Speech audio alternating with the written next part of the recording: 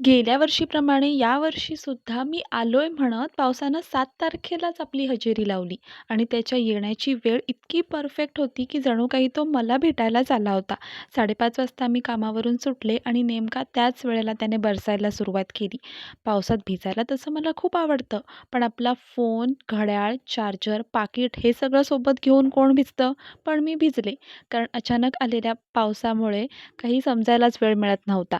पप्पा तर इतक्या कुडकुडत गाडी चालवत होते, की आता मी व्यवस्थित घरी पोहोचू ना याचीच मला भीती वाटत होती. पण घरी जाण्याशिवाय पर्याय नव्हता, कारण आज ना आमच्याकडे साखरपुडा होता.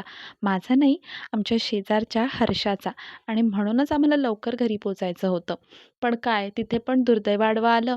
लाईट पण गेली होती, कारण ठिकठिकाणी रस्त्यामध्ये झाडं कोसळली होती आणि ह्या सगळ्यातच हर्षाच्या साखरपुड्याची तयारी चालू होती. 7 वाजताचा साखरपुड्याचा टाईम होता. पण लाईटची वाट बघून अखेर शेवटी एकाकडून जनरेटर भाड्याने आणला आणि मग साखरपुड्याला सुरुवात झाली. आणि तुम्हाला एक गमतीची गोष्ट सांगू, हर्षाचं लग्न ना सगळ्यांच्या लक्षात राहील, कारण तिच्या लग्नाच्या प्रत्येक फंक्शनला पाऊस पडला. हळदीला, साखरपुड्याला, नंतर लग्नाला सुद्धा पडला. तो तुम्हाला येणाऱ्या व्हिडिओमध्ये पाहायला मिळेल. मंडळी आधीच येऊन थांबली होती, त्यामुळे साखरपुडा लाईट आल्या लगेच चालू झाला आणि हे आहे आपलं आजचं कपल, हर्षा आणि तिचे होणारे अहो.